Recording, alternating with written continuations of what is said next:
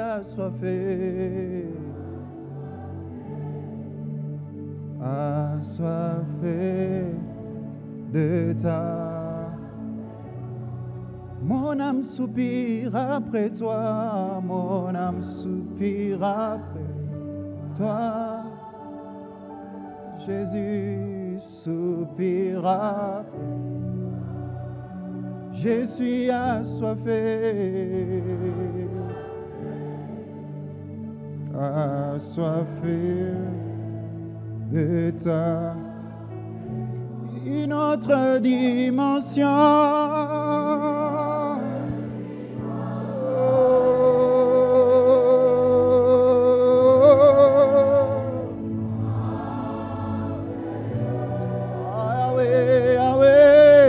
Une autre dimension.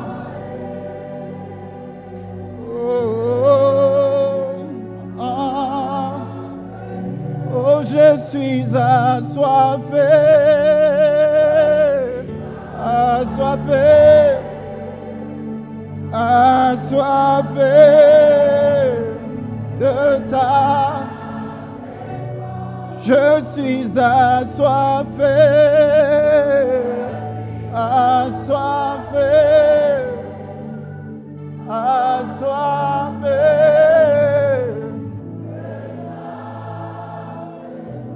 Je suis amoureux. Nalangwa Yesue, amoureux de ta. Oh, une autre dimension. Allez chez la Heaven. Yahweh. Une autre dimension.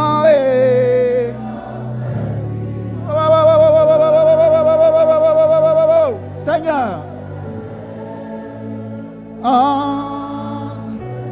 Je suis assoiffé, assoiffé, assoiffé de ta. Oh, je suis assoiffé,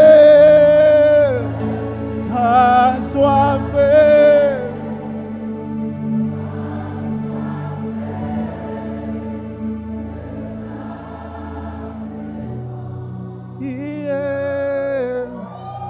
Le bord d'un corps et Shama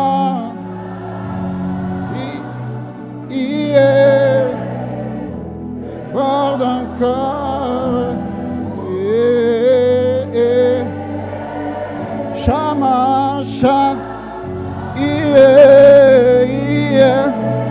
au de bord d'un corps. Shama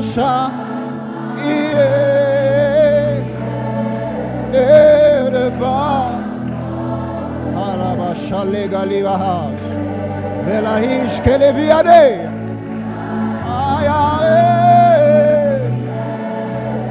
oh le bas oh Yahweh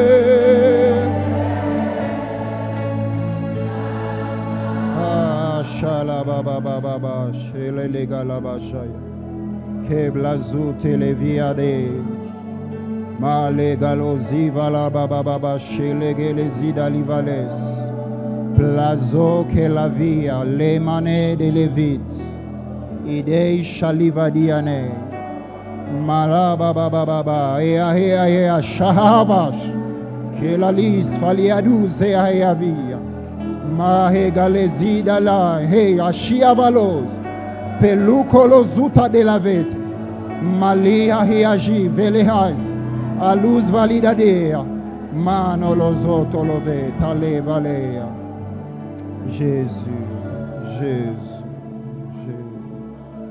Jésus Jésus Jésus. Est-ce qu'on peut acclamer les Seigneurs? Alléluia. Amen. Tu vas m'aider en t'assoyant, en saluant ton voisin de gauche et de droite. Dis-lui bienvenue dans la présence du Seigneur. Avec un sourire quand même, bienvenue dans la présence du Seigneur. Amen. Je voulais dire, je tiens à dire merci à Dieu pour la grâce qu'il me donne d'être là et d'être l'instrument qu'il s'est choisi ce dimanche afin d'apporter une petite pensée en contribution à tout ce que nos frères, nos sœurs, nos parents ont déjà apporté depuis le début de cette année avec le développement de ce thème. En tout cas, je dis merci à l'équipe pastorale, merci à papa, merci à maman. Est-ce qu'on peut acclamer pour nos pasteurs, acclamer pour papa, pour maman? Que Dieu vous bénisse abondamment. Merci pour la confiance que vous mettez en nous qui sommes jeunes.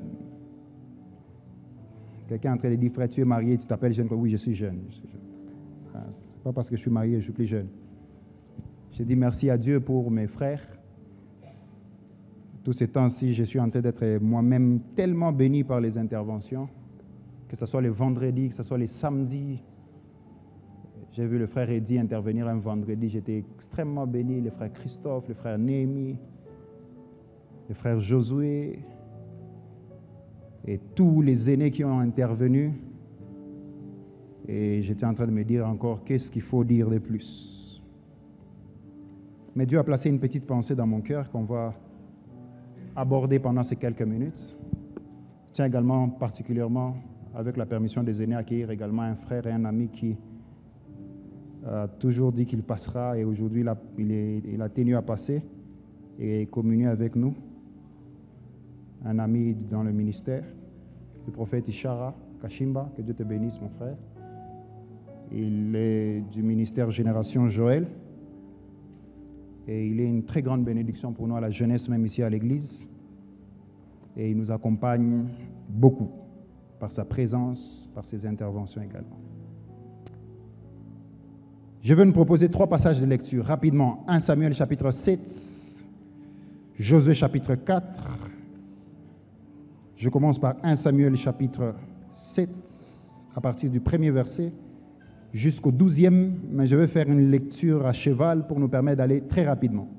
Je commence à partir du 2e verset, la Bible dit « Il s'était passé bien de temps depuis le jour où l'arche avait été déposée à Kardiat-Jéarim.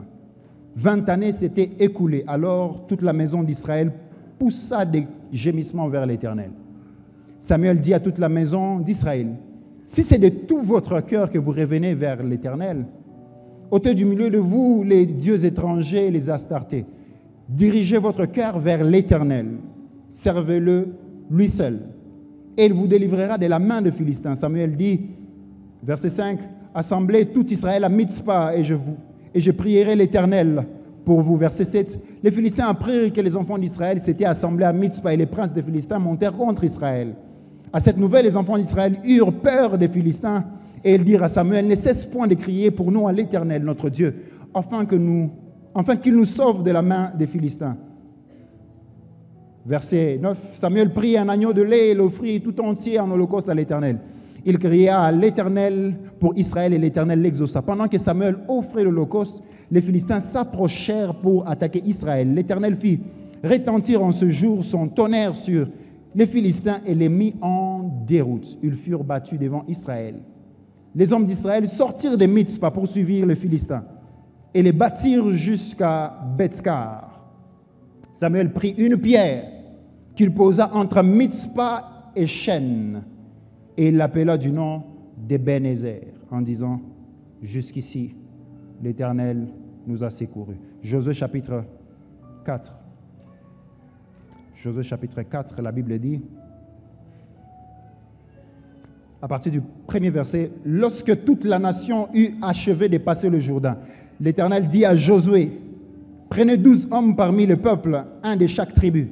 Donnez-leur cet ordre, enlevez d'ici, du milieu du Jourdain, de la place où les sacrificateurs se sont arrêtés, des pieds fermes, 12 pierres, que vous emporterez avec vous et que vous déposerez dans le lieu où vous passerez cette nuit. » Josué appela les 12 hommes qu'il choisit parmi les enfants d'Israël, un homme de chaque tribu.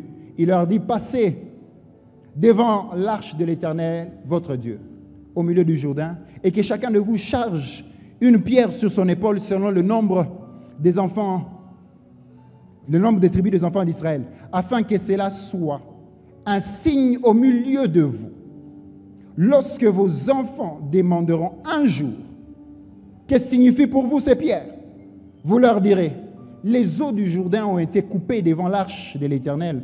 Lorsqu'elle passa le Jourdain, les eaux du Jourdain ont été coupées et ces pierres seront à jamais un souvenir pour les enfants d'Israël. Et je prends les derniers versets, Ésaïe chapitre 40, 29 à 32 rapidement. La Bible dit ceci, il donne de la force à celui qui est fatigué. Il augmente la vigueur de celui qui tombe en défense. Les adolescents se fatiguent et c'est là, le jeune gens chancellent. Mais ceux qui se confient en l'Éternel renouvellent leur force. Ils prennent le vol comme les aigles. Ils courent et ils ne se lassent point. Ils marchent et ne se fatiguent point. Parole du Seigneur. Alléluia. Ce matin, je vais me proposer 2 objectifs pour le message que je vais aborder. Le premier objectif, d'ordre pédagogique, c'est celui de nous amener à comprendre les réalités, les fonctionnements spirituels. Et quand je parle de comprendre, je vais simplement placer une lumière dans notre esprit, en saisissant le sens de choses, afin de permettre que nos actions soient réfléchies et intentionnelles.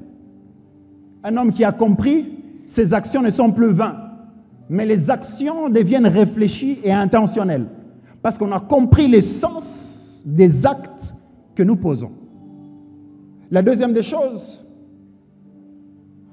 le deuxième objectif, c'est celui de nous encourager, particulièrement pendant ces temps, de nous encourager dans notre marche chrétienne, de nous pousser à continuer à croire et à avancer.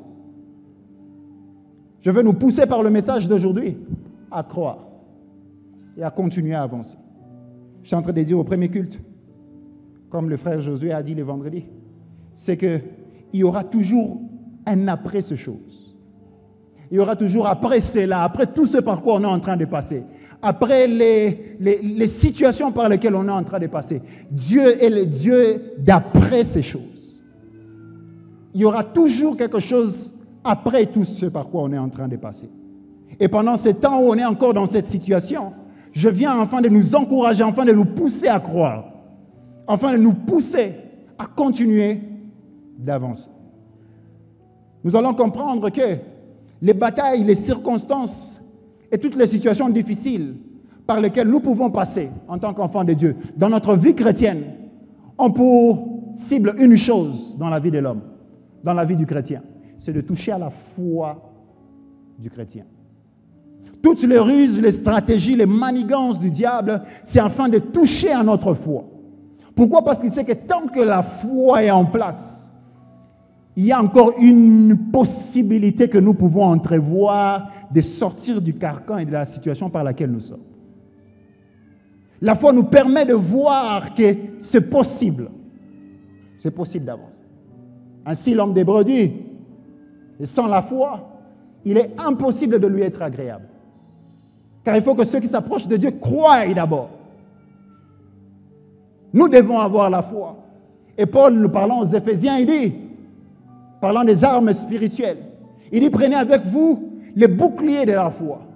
Il dit, avec ces boucliers, vous êtes capables, peu importe des milliers, peu importe des flèches, peu importe les traits, peu importe tout ce que le diable pourra lancer contre vous, tant que vous avez le bouclier avec vous, vous serez capable d'avancer en éteignant toutes ces flèches et de continuer à avancer malgré le chemin, les situations par lesquelles nous passons. Alors nous comprenons que la cible première, quand le diable multiplie les ruses, multiplie des stratégies, transforme et utilise des situations, des temps et consorts, c'est afin de nous amener à abandonner la foi. Et mon message de ce matin revêt cet aspect, cet objectif, celui de nous encourager à croire. Je vais dire à mon frère, je vais dire à ma soeur, tu dois continuer à croire. Tu dois continuer à t'attacher à Dieu, malgré les situations. Je viens comme cet ange qui rencontre Élie. Élie est en train de pleurer et de demander la mort. Mais l'ange de l'Éternel, quand il vient vers lui, il dit, hey, petit, mange et bois. Le chemin, il est encore long. Je veux dire à quelqu'un, le chemin, il est encore long. Ce n'est pas là la fin. Tu n'es pas appelé à t'arrêter ici. Il y a encore des choses que Dieu a prévues après ces choses. Il y a des choses que Dieu a prévues pour toi. Il y a des choses que Dieu a prévues pour toi. Et donc, par le fait de nous amener à comprendre, je vais nous amener à placer dans notre esprit cette pensée qui va nous amener à être stable, que nous sachions, comme Paul dit aux Corinthiens, afin de ne pas laisser à Satan l'avantage sur nous, car nous n'ignorons pas ses desseins. Nous n'ignorons pas le plan du diable contre nous. Nous n'ignorons pas ce qu'il recherche. Mais pour nous, c'est de tenir ferme, afin de ne pas le laisser de l'avantage. Nous ne voulons pas le laisser de l'avantage dans cette bataille. Nous ne voulons pas le laisser de l'avantage dans cette saison, dans cette marche. Paul parlant à Timothée dit, 2 Timothée 4, le 7e verset, il dit, j'ai combattu le bon combat. Il dit, j'ai achevé la course. Et il finit, il dit, j'ai gardé la foi. Nous avons tout intérêt de garder la foi. Nous avons tout intérêt de garder la foi. Alors ce matin, je vais nous proposer une définition autre, simple de la foi. Outre celle qui est dans la Bible, dans Hébreux 11, ce matin, je voudrais nous amener à comprendre que la foi, c'est le moteur qui permet à toute la machine de notre vie chrétienne de se déployer. Et je ne vais pas me limiter simplement là-bas, je veux dire se déployer dans notre reproduction prolifique. La foi, c'est ce moteur qui permet que toute notre machine de la vie chrétienne, tout notre être, se déploie dans la reproduction prolifique. Alors nous devons garder la foi, parce que c'est la foi qui va nous permettre que notre vie prolifique se déploie. Mais vous allez constater ceci, si je donne aujourd'hui à la fois la terminologie d'un moteur, c'est que aussi puissant, aussi capable que puisse être un engin, capable de soulever des tonnes, capable de se déplacer sur de longues distances. Cet engin a besoin d'une énergie à l'intérieur. Elle a besoin d'une puissance à l'intérieur. Et cette puissance permet que toutes les capacités de l'engin qui a été conçu se déploient. Au premier coup, j'ai donné cet exemple. Vous pouvez voir quelqu'un qui prend, il décide, c'est la personne qui conduit tout un camion. Et il prend ce camion, il le conduit sur 200 km. Mais subitement, en 200 km, à un moment donné, le camion s'arrête. Et la personne descend du camion. C'est la même personne qui était en train de rouler, de faire déplacer les camions. Mais quand il n'y a plus d'essence dans ces camions-là, la même personne qui les faisait déplacer ne peut plus pousser ces camions-là. Parce qu'il devient plus lourd. Et en conséquence, les camions restent figés dans le même lieu. Jusqu'à ce qu'ils se rendent compte qu'il faut du carburant. Et quand il prend, il ajoute du carburant à l'intérieur, il entre encore dans les véhicules. Il fait déplacer encore ces véhicules sur la distance. De la même manière, c'est que si notre vie chrétienne repose sur la foi également devient une ferme assurance en se reposant sur une énergie qui impulse cette foi. Il faut qu'il y ait de l'énergie dans la foi. Je l'ai dit le vendredi qu'il était en train de tout dire, il n'avait pas compris le frère Joseph. Et le vendredi, j'étais en train de dire, frère, il faut aller lentement. Nous, là, tu es en train de finir notre prédication du dimanche. On n'a pas encore, frère, lentement. Et le vendredi, il a dit, c'est que la foi est différente du déni. La foi, ce n'est pas refuser que les choses n'existent pas. La foi, c'est accepter que les choses existent, mais de croire que Dieu est capable de changer les choses qui existent. La foi, ce n'est pas dire que non, tu as une maladie, tu dis je ne suis pas malade, ce n'est pas ça la foi. La foi, c'est d'accepter que je suis malade, mais d'être capable de voir un Dieu capable de changer cette maladie. La foi, ce n'est pas de refuser les situations, non. D'abord, la foi, c'est accepter les situations. Et après avoir accepté les situations, de voir le Dieu qui est capable de changer les situations qu'on a acceptées. Je sais que ces choses existent, mais je sais également que il existe un Dieu capable de changer ces choses. Et donc, la foi, étant cette assurance, repose sur certaines formes de fondement qui lui donnent de l'énergie, qui permet que ce moteur de la foi se déplace, qui permet que ce moteur de la foi soit capable de déplacer notre vie chrétienne, de nous amener dans une reproduction. Dans le passage que nous avons lu dans Ésaïe 40, Ésaïe est en train de dire, il dit, les jeunes gens chancellent, les adolescents se fatiguent. Quand je lis ces versets, Ce verset est venu pour moi un peu en paradoxe, avec ce que la même Bible dit dans 1 Jean, chapitre 2. Il dit ceci, je vous écris, jeunes gens, parce que vous êtes forts et que vous avez vaincu le malin. En d'autres termes, les jeunes gens sont forts et ils ont cette capacité de vaincre. Mais ces mêmes jeunes gens, à un moment donné, ils chancellent. À un moment donné, ils se fatiguent. Mais comment se fait-il que celui qui a de la force se fatigue? C'est parce que nous devons comprendre, c'est que la vie est un parcours fait des temps et des saisons. Dans les changements des temps et des saisons, même le plus fort trébuche s'il ne sait pas shifter dans la nouvelle saison. Dans les changements des saisons, même celui qui était fort, s'il n'est pas capable de lire Dieu dans les difficultés qu'il amène dans la nouvelle saison, il peut commencer à dire, mais où est Dieu? Mais où est mon Dieu? Où est, Seigneur, où sont tes promesses? Seigneur, où est ce que tu as dit? Où sont ces choses? Mais Dieu dit, mais je suis là, je suis toujours là. Je n'ai pas changé, je suis là. Et dans les changements des saisons, beaucoup de choses se passent. On est sorti de 2024, on est entré en 2025. Dans cette année 2025, on a dit, c'est une année de reproduction prolifique et soutenue. On a commencé l'année 2025, au mois de janvier, on était plein d'énergie. On dit, c'est une reproduction prolifique. Et puis subitement, ce qui se passe, que je ne veux pas dire que vous savez, c'est passé. Et depuis que ça s'est passé, 1 jour, 2 jours, 1 mois, 2 mois, 4 mois. Et puis après, on commence à se poser la question. Ça. Reproduction prolifique. J'aime parce que vous riez, parce que je vous dis haut ce que vous pensez bas.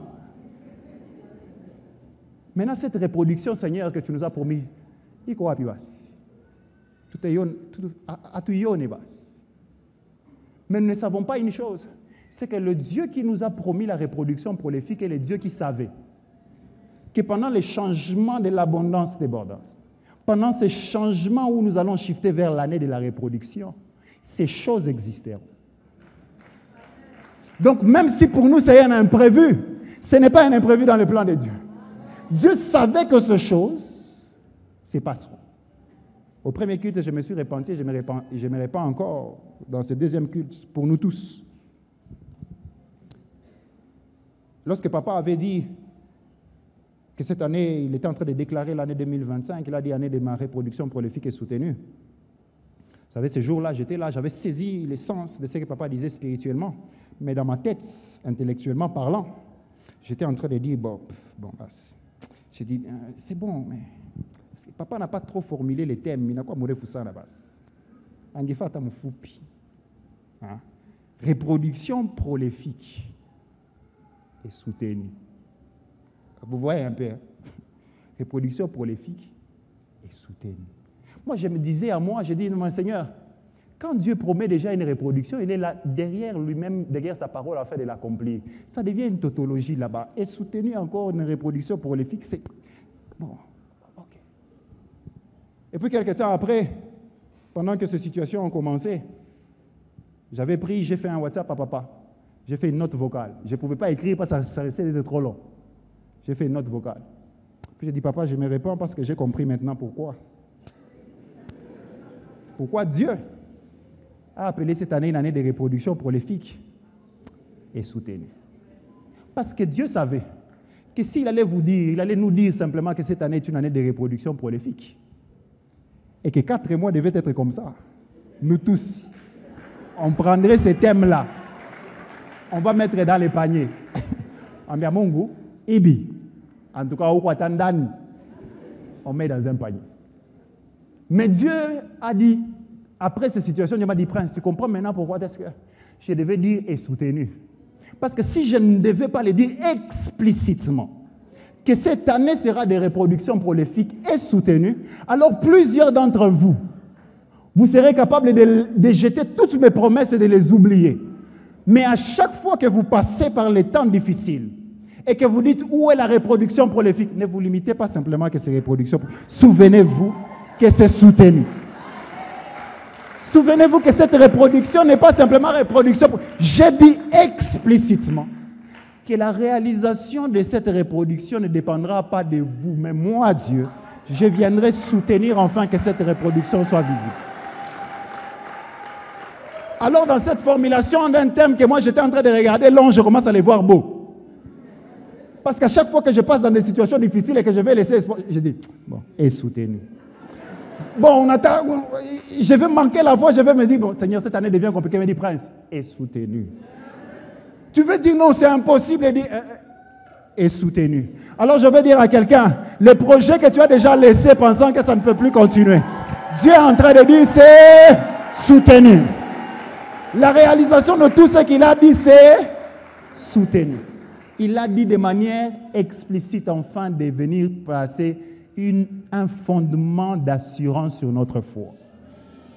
Souvenons-nous que cela est soutenu. Alléluia. Alors, dans les temps où on shift d'une saison vers une autre, comme j'étais en train de dire, c'est que quand les saisons changent dans le parcours du temps et des saisons, quand on bouge d'une saison à une autre, si on n'est pas capable de saisir la pensée de Dieu, si on n'est pas capable d'avoir l'énergie de Dieu en nous, alors dans ces temps-là, les jeunes gens chancellent. Les adolescents se fatiguent. Ceux qui sont appelés, d'après la même Bible, des gens qui sont forts et qui arrivent à vaincre les malins, mais dans le changement des saisons, ces mêmes personnes arrivent à chanceler. Et ma prière, c'est qu'aujourd'hui, je viens simplement comme cette station d'essence. Je viens comme cette personne qui vient recharger, comme un powerbank. Vous savez, ces derniers temps, il y a des bons powerbanks, tu les colles simplement sur le téléphone. Pas. Je viens comme un powerbank, je viens simplement dire, bien que ta batterie elle est low bat, tu as raison. Mais il y a un soutien qui est disponible, bien que tu n'as pas de l'énergie, il vient afin de te soutenir et te permettre que tu continues à fonctionner. Et nous devons puiser dans cette énergie. Le thème que je me propose et que je vous propose aujourd'hui, c'est, je l'ai intitulé Ebenezer, virgule, la pierre du souvenir. Ebenezer, virgule, la pierre du souvenir. Lorsque Dieu a créé l'homme, Dieu a doté l'homme des dons. Et c'est une erreur de penser que le don que Dieu a donné à l'homme, il ne lui a donné simplement que dans l'esprit. C'est-à-dire des dons qui sont, entre guillemets, je dirais simplement spirituels. Ce qu'on connaît, dont Paul parle aux Corinthiens. Mais David dit, je te loue, ô Dieu, de ce que tu m'as créé une créature si merveilleuse. C'est-à-dire que dans tout notre être, Dieu nous a donné des dons dans tout notre être. Tout ce que nous sommes est un don de Dieu. Tout ce que nous sommes. Et parmi les dons que Dieu a donné à l'homme un don en particulier sur lequel mon message va s'atteler, c'est le don de la mémoire. La capacité de se souvenir. Vous ne pensez pas que c'était un don, hein? Dieu a placé seulement un cerveau dans nos têtes comme ça. Mais dans ce cerveau qu'il a placé, il a placé une capacité de mémoire, cette capacité de nous souvenir. Il a placé l'intelligence, il a placé la réflexion, il a placé les pensées. La Bible dit, nous sommes telles sont les pensées de nos cœurs. La Bible dit ceci, que la réflexion veillera sur toi. Celui qui réfléchit sur les choses trouve le bonheur. L'intelligence veillera sur toi. Ces dons que Dieu nous a donnés, c'est dans la mémoire. La capacité de se souvenir. 5 choses à retenir pour aujourd'hui. Je pense que dans ce deuxième culte, je vais y aller pour les 5. Sur le souvenir. 5 choses que je voudrais que nous retenions sur le souvenir. La première des choses, c'est que notre Dieu est un Dieu de souvenir. Si nous voulons mettre en évidence l'importance du souvenir, nous devons savoir que notre Dieu est un Dieu de souvenir. Dans Malachie chapitre 3, le 16e verset, il dit ceci. Il est dit alors que ceux qui craignaient l'Éternel se parlaient entre eux. L'Éternel fut attentif et il écouta. On dit ceci, un livre de souvenirs fut écrit devant lui pour ceux qui craignent l'Éternel et qui respectent son nom. Notre Dieu est un Dieu de souvenirs. Même dans sa présence, il y a un livre, le livre s'appelle le livre des souvenirs. Et dans ce livre, il est écrit, je pourrais le dire, les actes de notre relation avec lui. Dans ce livre, il écrit. Et dans Exode chapitre 6, le 5e verset, pendant que les enfants d'Israël sont en déportation en Égypte. Il dit ceci, j'ai entendu les gémissements de mon peuple qui lui font sortir les Égyptiens. Et il dit ceci, je me suis souvenu de mon alliance avec eux. Dieu s'étant souvenu de l'alliance, il décide de venir secourir son peuple. Parce que notre Dieu est un Dieu de souvenirs. Je pourrais dire, c'est que même si toi tu as oublié certaines choses, il peut nous arriver d'oublier, mais Dieu n'oublie pas. Dieu est un Dieu des souvenirs. Il garde le souvenir de nos actes et de nos relations d'amour. Et quand Dieu garde les actes de souvenir, il les établit sous deux formes. Deux formes générales où il les établit. La première forme, c'est que Dieu l'établit souvent sous forme d'alliance. Sous forme d'alliance. Et je suis à la bonne place parce que je suis à l'arche de l'alliance. Nous sommes à l'arche de l'alliance. Nous sommes en alliance avec Dieu. L'alliance veut dire ceci, c'est que Dieu a fait avec nous des promesses dont il continue à se souvenir et dont il veille enfin de les accomplir. Et cette alliance, c'est une alliance en tout point bien réglée. La deuxième des choses, c'est que Dieu établit ce souvenir sous forme de cérémonies de culte, sous forme de fêtes en son honneur. Pour ceux qui sont lecteurs de la Bible, ils vont savoir. Ils savent qu'en Israël, il y avait ce qu'on appelle les 7 fêtes de l'Éternel. Et ces 7 fêtes n'étaient pas que des fêtes. Chaque fête portait sur un souvenir précis que Dieu a établi avec son peuple, et à chaque fois qu'ils se rencontrent afin de les commémorer, ils ne fêtent pas simplement, ils se souviennent de leur Dieu. Ainsi, quand ils fêtent la Pâque, ils se souviennent du Dieu qui les a fait sortir de l'Égypte, le Dieu qui est pour eux leur secours, afin de savoir que même lorsque je serai également dans des situations difficiles, je me souviens que mon Dieu qui m'a fait sortir de l'Égypte, c'est le même Dieu qui sera également capable de me faire sortir de cette situation. Et maintes fois, quand vous lisez le livre d'Exode, vous allez voir ce terme. Souviens-toi de l'Éternel, ton Dieu. Souviens-toi de l'Éternel, ton Dieu, qui t'a fait sortir de l'Égypte, qui t'a fait sortir de la servitude, de la maison de Pharaon. Souviens-toi de ces dieux-là. Il établit sous forme de fêtes, sous forme de cérémonies cultuelles. Et ces cérémonies sont établies en son honneur. Et je dis au premier culte, c'est que même nous de la Nouvelle Alliance, même nous qui sommes en Christ, il y a un acte que nous posons d'importance capitale dans nos cérémonies avec Dieu qui repose sur la base du souvenir. C'est également la Sainte Seine. Quand Christ a établi la Sainte Seine, dans Luc chapitre 22, le 19e verset, on dit, il prit le pain et le rompit. Il dit, ceci est mon corps qui a été brisé pour vous. Il prit la coupe, il dit, ceci est le sang. Et il dit ceci, faites ceci toujours en souvenir de moi. À chaque fois que vous faites cela en souvenir de moi. La force, l'énergie de la Sainte Seine n'est pas dans le pain que nous prenons, n'est pas dans le vin que nous prenons, n'est pas dans ça. Mais la force de la Sainte Seine est dans le souvenir du Dieu qui s'est livré lui-même, qui est monté à la croix et qui a dépouillé les dominations et les autorités. Et quand je prends la Sainte Seine, vous savez, il y a une composante qui est ceux qui font les pains n'ont pas mis. C'est que si on cite les ingrédients de la Sainte Seine, il faut dire également, il y a la pâte, il y a ce qu'il y a, et il y a la farine et ce qu'il y a et tout, mais il y a également le souvenir à l'intérieur. Ça, on n'est pas capable de le palper dans le pain, mais c'est une composante à l'intérieur du pain que nous prenons. Et quand je prends le pain, avec le souvenir, je puise dans l'énergie du pain, afin que le Dieu qui est monté à la croix, que ce Dieu-là se manifeste en moi. Dieu nous a donné le don, cette capacité de nous souvenir. Cette capacité de nous souvenir. La deuxième des choses, c'est que le souvenir de l'Éternel a toujours été une clé pour la victoire du peuple de Dieu. Le souvenir de l'Éternel a toujours été une clé pour la victoire du peuple de Dieu. Pour ceux qui sont lecteurs de la Bible, ils vont se rendre compte, maintes fois, plus d'une fois. Je ne vais pas citer le nombre d'exemples que j'ai mis dans mes notes. Mais plus d'une fois, vous allez vous rendre compte, à chaque fois que le peuple d'Israël était dans une situation compliquée, on les a battus. Ils ont fui. Ils ont pleuré.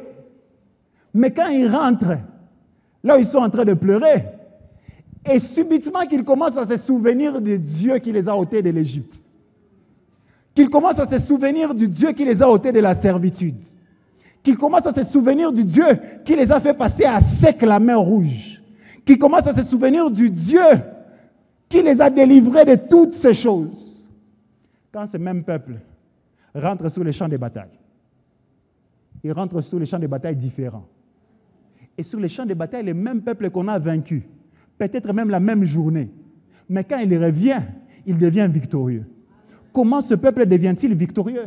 Il devient victorieux parce que leur action sur le champ de bataille est appuyée sur l'énergie de la foi. Cette pierre de souvenir qu'ils ont accepté de regarder, quand ils ont relevé ces souvenirs en eux, ça les a donné de l'énergie. Je vais dire à quelqu'un ceci, nous sommes en 2025, on parle de reproduction prolifique. Tu dis parfois que ce thème n'a ni beauté ni éclat peut-être même. Tu regardes, tu dis, est-ce que quelque chose de bon va sortir ici?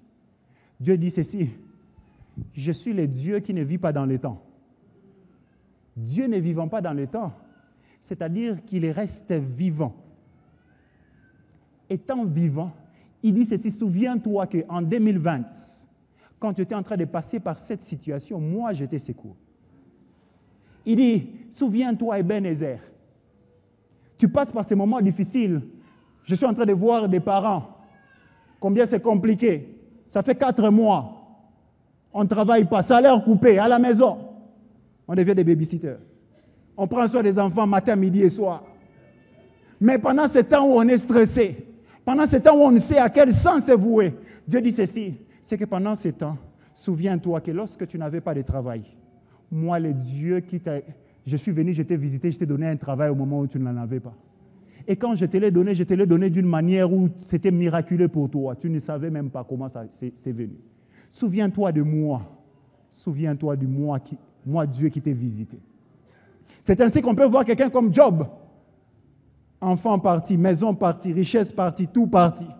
Même le corps part. Frappé d'ulcère partout. Sa femme vient et dit, mais mon cher, sois sérieux. Maudit Dieu et meurs. Tu n'as plus rien. Mais il dit, c'est si insensé que tu es. Devrais-je croire à Dieu simplement lorsqu'il donne? Il dit ceci, la chose qui permet à faire tenir Job pendant le moment où il n'a plus rien, c'est qu'il se souvient du Dieu qu'il avait tout donné lorsqu'il n'avait rien, et il sait que le même Dieu qu'il avait tout donné lorsqu'il n'avait rien est capable de le visiter lorsqu'il n'a rien. Le Dieu qui m'a tout donné là-bas lorsque je n'avais rien, ce n'est pas aujourd'hui parce que je n'ai plus que je vais maudire Dieu et mourir. Non, ici, dans ce présent, lorsque je ne vois rien, il y a une énergie et une lampe qui me permet d'avancer. C'est cette capacité de me souvenir. C'est cette force du souvenir qui m'amène vers l'avant. Je vais dire à quelqu'un, c'est que souviens-toi de ce que l'Éternel Dieu a fait pour toi. Souviens-toi des bienfaits de l'Éternel à ton égard. Souviens-toi de ces choses. Et quand on a les souvenirs actifs en nous, on devient comme David. David dit, même lorsque je marche dans la vallée de l'ombre de la mort, je ne crains aucun mal. Ce n'est pas que je ne sais pas, je sais. Mais dans la vallée de l'ombre de la mort, j'ai une énergie que vous ne comprenez pas. C'est l'énergie de la capacité de me souvenir de Dieu. Quand je me souviens que lorsque j'étais derrière les brebis de mon père, quand je n'avais rien, que personne ne me connaissait, quand je n'étais rien, que vous-même, vous ne me connaissez même pas, Dieu m'a choisi là. Dieu m'a mené jusqu'ici, Ebenezer. Et quand je regarde et je me souviens, en regardant ce monument de cette pierre, ce souvenir de Dieu, j'ai dit, même dans cette vallée, il est avec moi. J'avance même dans cette vallée. Ainsi, nous avons un exemple comme celui de David. On dit David, dans Samuel 17, il s'avance sur le champ de bataille. Et pendant qu'il vient sur le champ de bataille, il rencontre un géant. Et ce géant s'appelle Goliath.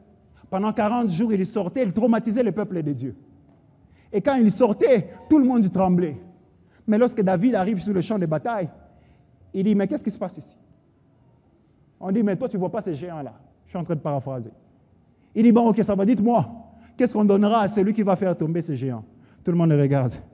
Il dit, nous, là, nous sommes des hommes expérimentés de la bataille.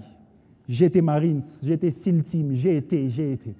Moi, je ne me lance pas vers cet homme. Toi, tu veux aller. Avec quelle expérience tu pars?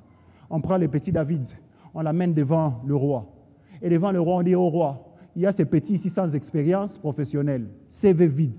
Il est en train de dire, il va se battre contre ces géants. Le roi les regarde et dit, dis-moi, qu'est-ce qui se passe? Comment tu vas faire? Mais il dit, oh roi, quand moi j'étais en train de paître les brebis de mon père, et qu'un lion venait, et que l'ours venait, il dit, moi j'allais, je courais vers lui, je l'attrapais au cou, j'arrachais la brebis de la gueule du lion. Et c'est Dieu qui m'a secouru du lion et de l'ours. C'est le même Dieu qui va me secourir également de cet incirconcis que je vais donner sa tête en pâte. Donc quand David s'avance vers Goliath, la Bible dit, il alla vers le ruisseau, il ramassa des pierres qu'il plaça dans sa gibecière. Et quand il arrive, il prend une pierre, il prend la pierre du souvenir, il prend la pierre du secours, il place dans sa fronde. Pendant que Goliath se lance vers lui, lui aussi se lance vers Goliath, il prend, il tire et il lâche cette pierre. Aux yeux des hommes, c'était qu'une pierre.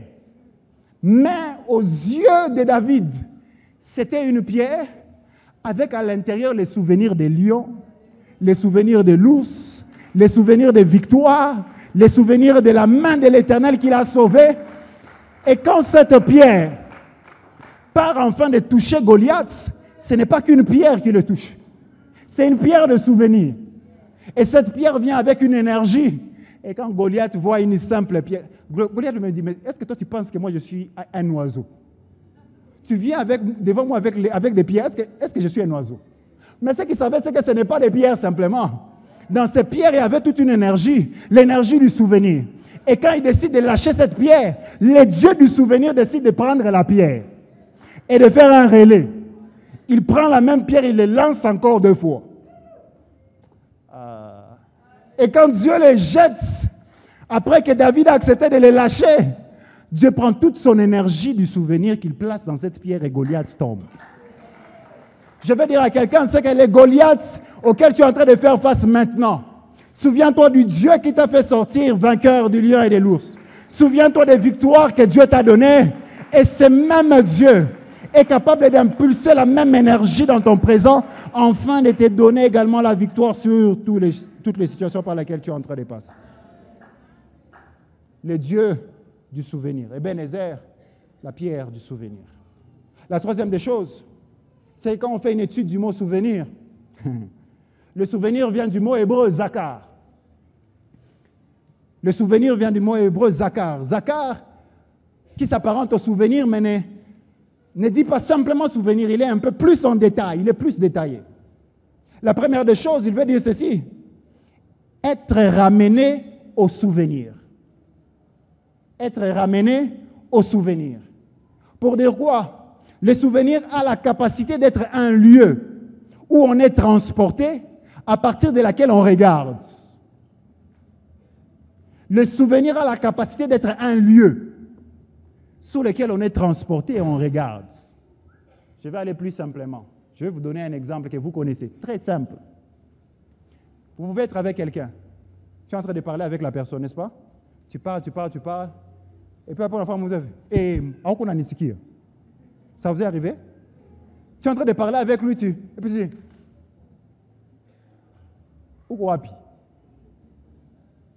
La personne étant présente a été transportée quelque part.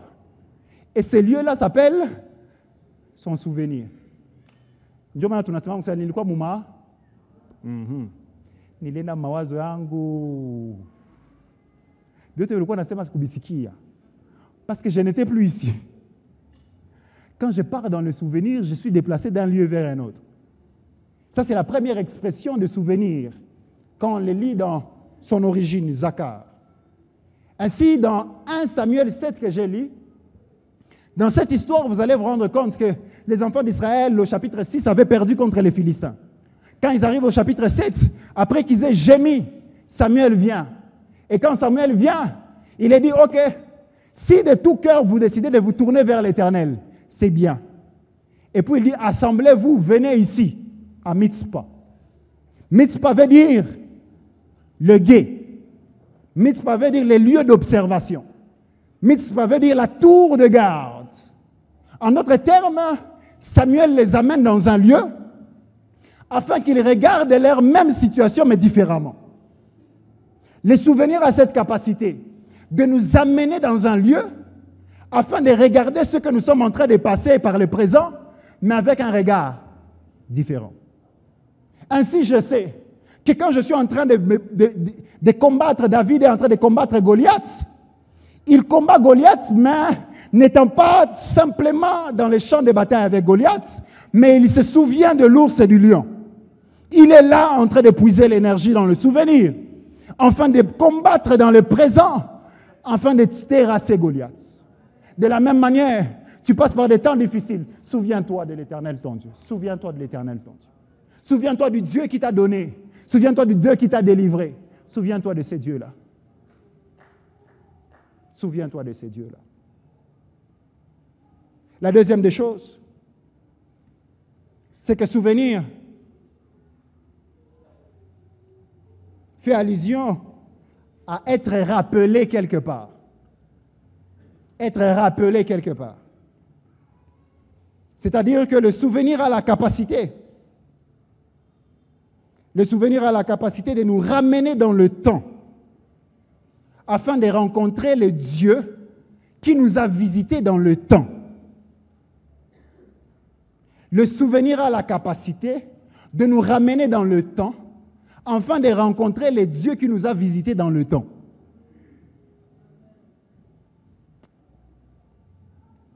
Je vais donner un exemple simple, très très simple. On va comprendre ce que je suis en train de dire par ces 2 points sur le souvenir. Regarde ton voisin de gauche, pose-lui la question. Quelle est ta nourriture préférée?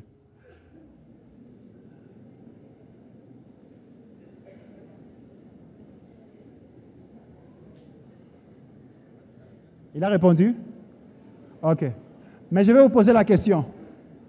Pourquoi est-ce que quand on t'a parlé quelle est ta nourriture préférée, pourquoi tu as avalé la salive? Ou le mezamate aïe. Comment tu as salivé?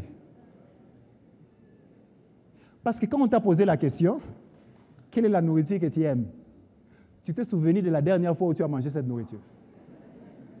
Tu te souviens que peut-être c'est, je ne sais pas si certaines personnes aiment tellement la viande que c'est une viande grillée. Très bien, à une très bonne température. Et tu te souviens que tu étais assis peut-être dans ce restaurant-là, tu t'es vu en train de couper. Tu t'es vu mettre dans la bouche, tu as mâché. Et tu as avalé la salive. Et quand on t'a posé cette question, tu as fait 2 choses avec le souvenir. C'est que tu es rentré dans un lieu, c'est que tu es rentré dans les temps, mais le présent a subi une action. Dans le présent, tu as... De la même manière, quand on parle du souvenir, les souvenirs sont ces choses qui se sont passées dans les temps. Mais quand on revient dans le lieu du souvenir, le présent ici subit une modification. Alors je vais dire à quelqu'un ceci, c'est que l'énergie du futur, l'énergie du souvenir plutôt, n'a pas pour but d'abord de changer nos situations. Non. Je ne suis pas en train de venir vous dire prophétiquement que tout ce par quoi on est en train de passer va changer après cette prédication. Non. Mais l'énergie du souvenir a pour but de nous changer, nous, par rapport aux situations par lesquelles nous passons. Dieu nous a donné ce don de la mémoire, afin qu'à chaque fois que je me souviens, ça donne une énergie à mon présent et ça me donne une capacité d'avancer. Ainsi, on va poser la question même... Mais comment est-ce qu'on n'a pas tâté l'énergie? Regardez, quelqu'un qui est en train de travailler, il est au travail, et puis le travail est pénible. N'est-ce pas? Il sent l'envie de laisser. Et puis, ça, on a Kumbuka le 25 à moi ici. Cette date-là, on l'aime, ceux qui sont salariés. Ça, on a Kumbuka tous les 25. Papa Josué veut préparer les cours à l'auditoire, il est fatigué, c'est 120 heures. Mais ça, on a Kumbuka combien par heure? Ah, tenez-les. Malgré qu'il était fatigué et épuisé, mais subitement, quand il décide de se souvenir d'une chose, cette chose lui donne de l'énergie ici et lui permet d'avancer. Dieu nous a donné la capacité de nous souvenir, afin que même lorsque les situations sont compliquées, que le souvenir vienne nous changer dans notre présent, sans nécessairement changer les situations par lesquelles nous passons. Ainsi même, lorsqu'on marche dans la vallée de l'ombre de la mort, la louange est toujours sur nos bouches. Comment la louange est sur ta bouche? Mon frère, comment tu continues à louer Dieu malgré tout ce par quoi tu es en train de passer? Il dit non, je me souviens, je me souviens. Comment tu n'abandonnes pas la foi? Comment tu continues à croire à la reproduction prolifique et soutenue? C'est que je sais que le Dieu qui m'a amené dans cette église, j'étais venu à l'arche, je n'avais rien, je n'avais qu'un seul pantalon, une seule chemise. J'avais un soulier troué. Le même Dieu m'a visité. Ce n'est pas 4 mois qui a fait changer ce même Dieu-là, non. Je sais que le Dieu-là, il est Ebenezer. Jusqu'ici, il m'a secouru. Il est capable de continuer à me secourir. C'est ainsi que vous allez vous rendre compte quand on parle de la repentance. Je parle de ça particulièrement. On dit ceci dans Apocalypse, la Bible dit ceci. Il dit, souviens-toi donc d'où tu es tombé. Il dit, répands-toi et pratique tes bonnes œuvres. Il dit, sinon je viendrai et je jeterai les chandeliers à sa place. Je vous explique maintenant comment la repentance se passe. Est-ce que la repentance se passe dans le présent ou dans le passé? Quand on se souvient, il dit ceci, souviens-toi donc du lieu où tu es tombé. C'est-à-dire que quand je viens me repentir, je rentre dans le lieu où je suis tombé. De ces lieux-là, c'est pourquoi que quand on parle de la repentance, on dit on doit regretter d'abord notre péché. Sans regret du péché, il n'y a pas de repentance. Parce que le regret vient s'exercer ici au lieu où moi et Dieu, tout le kosan. Et de ces lieux ici, j'ai dit Seigneur, pardonne-moi. Et quand Dieu dit, ok, je t'ai pardonné, puisque tu t'es souvenu du lieu où tu es tombé, il dit ceci, les chandeliers restent à sa place, dans le présent.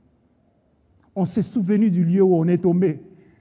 Je me souviens, Seigneur, que ce que j'avais fait, et je te prie de me pardonner. Et je ressens ce cœur de Dieu qui a été brisé, le regret, je l'ai à l'intérieur de moi. Et quand je l'ai à l'intérieur de moi, le Dieu qui n'est pas dans les temps, qui m'a rencontré dans les temps, étant toujours là-bas, il dit, je te pardonne. Et on continue à avancer. Le souvenir a cette capacité. Le mystère du souvenir. La 4e des choses, c'est que Dieu veut que nous gardons le souvenir de ses actions et ses promesses envers nous et que nous les transmettons de génération en génération. Dieu veut que nous gardons le souvenir de ses actions et ses promesses et que nous les transmettons de génération en génération. Dans Josué chapitre 4 que nous avons lu, la Bible dit ceci, c'est qu'il dit, vous prendrez des pierres du milieu du Jourdain où vous êtes, vous prendrez ces pierres, vous irez les placer dans le lieu où vous allez passer la nuit, au bord du Jourdain. Il dit ceci, quand les gens viendront et qu'ils vous poseront la question, que veut dire ces pierres? Vous leur direz, que le Dieu qui nous a fait passer à sec, Dieu nous a fait passer à sec par le Jourdain. Plusieurs fois, comme je l'ai dit, quand vous lisez la Bible, vous allez vous rendre compte que Dieu dit ceci, souvenez-vous de l'Éternel, votre Dieu. Enseignez à vos enfants qu'ils se souviennent de l'Éternel Dieu, qui les a fait sortir d'Égypte. Souvenez-vous de ce Dieu-là. Dieu veut que nous gardons le souvenir de nos actions et que nous les transmettons à la génération future. Le souvenir a cette capacité, quand on les transmet d'une génération à une autre, d'être également une pierre de secours pour celui auprès de qui je l'ai transmis. C'est-à-dire que je viens dire à quelqu'un, c'est qu'il est possible que Dieu te visite dans la situation dans laquelle tu es passé. Parce que moi, il m'a visité.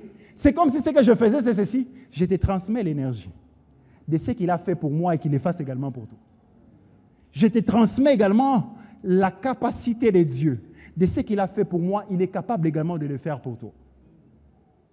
Le souvenir a cette capacité. Alors je voudrais dire à quelqu'un ceci. À chaque fois que tu as de nouvelles requêtes, n'oublie pas tes anciens exaucements, parce que les anciens exaucements sont des pierres avec lesquelles Dieu construit ton exaucement du présent. N'oublie pas, dans tes nouvelles requêtes, tes anciens exaucements. Parce que dans les anciens exaucements, Dieu nous donne des pierres de souvenirs avec lesquelles il vient pour construire l'édifice du témoignage présent. Je vais répondre à cette question rapidement pour finir. Mon temps est fini. C'est comment bâtir un souvenir. Comment bâtir un souvenir? L'Éternel Dieu dit, c'est que vous prendrez ces pierres, vous irez, vous construirez quelque chose. Et quand on vous posera la question, vous direz comment bâtir un souvenir. Un souvenir est bâti. Et l'une des manières par lesquelles le souvenir est bâti, c'est par le témoignage. Dites avec moi le témoignage. Le témoignage est cette action de dire publiquement et haut ce que Dieu a fait. Et quand je décide de témoigner des œuvres de Dieu, quand je décide de témoigner de ce que Dieu a fait, je viens placer un édifice au bord du Jourdain par lequel je suis passé, de telle sorte que les gens sachent que mon Dieu m'a fait passer à sec par ce Jourdain. C'est pourquoi la Bible dit, ils l'ont vaincu à cause du sang de l'agneau et par la puissance de leur témoignage. J'ai toujours dit, ces versets, c'est ceci. C'est qu'ils ont vaincu à cause du témoignage, non pas des ils. Le témoignage des uns est devenu sujet de victoire pour plusieurs. Ils ont vaincu à cause de la puissance de ce témoignage-là. Je n'ai pas vécu directement ce témoignage, mais le jour où il a dit ce témoignage, j'ai vu en moi un Dieu capable. Et je me connecte à son souvenir par son témoignage, que Dieu est également capable de faire pour moi autant il a fait pour lui. Et cette personne ayant bâti ce témoignage-là, ça fait qu'à chaque fois que même lorsque lui-même, vous savez, le témoignage nous met dans une situation où on croit toujours au secours de Dieu. Et il y a certaines personnes qui disent que Mungu alinipatia les kazi, ni contrat renouvelable. Ça kama ba renouveler contrat. Je fais quoi? Quand on décide de bâtir un souvenir, le souvenir c'est pour nous et Dieu. Et ça devient pour moi un sujet auprès desquels, un lieu où je rentre à chaque fois, même quand je n'ai pas encore de contrat. Je rentre, je dis dans ce témoignage, Seigneur, j'étais ici, dans ces lieux, j'ai témoigné que tu m'as donné un contrat. Ça bananiambe à bata renouveler. Dis quoi? Comment ça se passe? Et le Dieu du souvenir se souvient que tu y as bâti un souvenir avec lui. Il s'arrange également d'ouvrir une porte quelque part. Vous savez, l'un des pièges, comme j'ai dit, nous n'ignorons pas les desseins du diable. L'une des stratégies par lesquelles le diable a endormi l'Église présente, c'est de nous amener à ne pas témoigner. Il y a quelqu'un qui commence à dire, si je témoigne que j'ai acheté une maison, les sorciers de ma famille vont savoir que j'ai acheté une maison. Frère, avant même que tu témoignes, ils ont déjà su que tu as déjà acheté une parcelle. Ils ont déjà su. Et nous sommes devenus de plus en plus peureux de ne pas témoigner. Non, je ne vais pas témoigner que Dieu m'a délivré d'une longue stérilité. J'ai passé 5 années sans enfants. Lorsque Dieu me donne des enfants, je ne témoigne pas. Je ne bâtis pas une pierre de souvenir dans ce que Dieu a accompli avec moi. J'ai dit, bon, ça ne c'est pas que Nilisa là, le Dieu qui nous a permis de passer par une situation lorsqu'on bâtit un témoignage soutient les œuvres qu'il accomplit. Dieu continue à soutenir les œuvres qu'il accomplit pour nous. Car il n'est pas un homme pour mentir, il n'est pas un fils d'homme pour se répandre. Alors je voudrais nous dire, c'est que nous avons cette capacité-là. Aujourd'hui, malgré les temps difficiles par lesquels nous passons, de nous souvenir du Dieu qui nous a visités, de croire au secours de Dieu. Quand je décide de bâtir et de laisser cette pierre de souvenir, ça devient pour moi un témoignage du secours permanent de Dieu. Je crois que Dieu est mon soutien et Dieu est mon secours et il viendra à mon secours. Je sais que mon Rédempteur est vivant, il s'élèvera même les derniers. Même lorsque je ne vois aucune issue, mais le Dieu qui m'a visité là-bas, le Dieu qui m'a permis, regardez, Dieu t'a permis que tu étudies miraculeusement. Tu n'avais personne pour te payer les études. Et puis quand il s'agit d'avoir un travail, tu penses que Dieu a été incapable de penser qu'il te faut finir les études et qu'il te donne un travail. Pourquoi au présent tu penses que la situation devient compliquée, tout en oubliant les dieux qui a fait hier? Il a permis que tu étudies et que tu finisses. Il est le Dieu qui, dans le souvenir de ces dieux-là, je sais, que lui qui a accompli de manière miraculeuse, il sait comment il va l'accomplir. C'est pourquoi cette année, nous parlons d'une année de reproduction prolifique et soutenue, car nous croyons au soutien de Dieu. Je vais nous inviter à nous lever pendant quelques instants.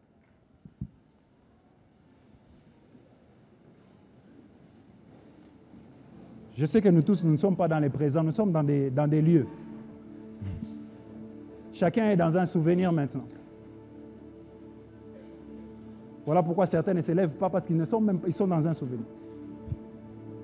D'autres sont déjà en train de se rappeler de ce que Dieu avait fait. J'ai dit un témoignage au premier culte, je l'ai dit à ce deuxième culte. Je l'ai dit particulièrement pour l'œuvre que nous sommes en train d'accomplir dans l'Église. Vous savez, le jour où on nous a présenté les budgets pour le nouveau temple, on a parlé des millions de dollars. Ces millions de dollars, ça nous a frustrés. Mais puis après, lorsque j'étais en train de réfléchir sur ces choses, j'ai dit, comment, maman a parlé de la stabilité les dimanches passés, comment est-ce que papa est stable? On est en train de parler d'un projet de millions. Comment papa est stable? Il est calme. Hein? On ne le voit pas stressé. Et lorsque j'étais en train de réfléchir sur ces choses, Dieu m'a mené à avoir un angle de vue. Il m'a transporté à Mitzpah. Et à Mitzpah, il m'a donné une tour de garde, un lieu d'observation. Il m'a dit, ton père ne stresse pas parce qu'il sait que lorsqu'il était à Colibri, lorsqu'il était dans ces semblants d'église, dans ces lieux où il passait au milieu des choses bizarres pour se rendre dans les cultes, j'étais avec lui. Et quand je l'ai fait arriver à l'office des routes, il a vu le premier temple, j'étais avec lui. Il a élargi, j'étais avec lui. Et quand il vous a lancé le projet du second temple, il n'a pas peur parce qu'il sait que le Dieu qui a permis que jusqu'ici, on soit là, c'est un Dieu responsable. Si vous posez la question à papa, parfois je parle avec, on ne sait pas comment, mais on sait que ça va s'accomplir. Non pas parce qu'on a d'abord des millions dans nos poches, on ne les a pas, mais on sait que le Dieu qui nous a fait quitter des colibris, le Dieu qui nous a donné ces temples. J'étais en train de dire à un bien-aimé qu'on a un projet de temple. Il me dit, mais tu as plein de chaque fois. Il y a qui en a tout déjà. Je dis, il y a qui en a. Bon, dans la vision de notre... il y a quoi qui en a fait? On est en train d'aller plus loin. Pourquoi? Parce qu'on se souvient de Dieu. On sait que jusqu'ici, il nous a secourus. Alors, je voudrais nous dire que tout ce que Dieu va accomplir, Dieu va les accomplir, mais ne réfléchissons pas simplement au présent. Souvenons-nous des merveilles de Dieu. Souvenons-nous de ses bontés. Souvenons-nous de tout ce qu'il a accompli. Souvenons-nous de la manière dont il nous a soutenus. Souvenons-nous de la manière dont il a ouvert des portes pour nous. Souvenons-nous de la manière dont il a accompli de manière miraculeuse pour nous. Souvenons-nous de toutes ces choses. Et pendant une minute, je ne voudrais pas qu'on prie. Mais pendant cette minute, je voudrais que tu gardes silence et que tu te souviennes de l'Éternel, ton Dieu. Souviens-toi de l'Éternel, ton Dieu. Le souvenir ne vient pas changer les choses présentes, mais ça a cette énergie de nous permettre d'avancer malgré les situations difficiles par lesquelles nous sommes en train de passer. Souviens-toi de l'Éternel, ton Dieu. L'Éternel Dieu dit à Saül, il dit, lorsque tu étais petit à tes propres yeux, lorsque tu étais petit à tes yeux, est-ce que je n'ai pas fait de toi le roi d'Israël? Parfois, quand on oublie tout ce que Dieu a fait avec nous, alors on chancelle et on se fatigue et on tombe. Parce que j'ai oublié d'où Dieu m'a pris. J'ai oublié d'où Dieu m'a tiré. J'ai oublié la servitude où il m'a pris. Pendant que mon visage n'avait ni beauté ni éclat pour attirer les regards des hommes. Pendant que nous étions méconnus, il nous a tirés de l'anonymat, il nous a menés quelque part. Pendant que je n'avais rien. Alors aujourd'hui, je décide de bâtir avec cette pierre du souvenir. Parce que lui, jusqu'ici, il m'a secouru. Mobimba nanga, ezangolu, élévation nanga, ezamo, bitumbe, nafungola, namona mabi, babundela ngaye, balongisa ngaye, nazwaki, natombola, na aba.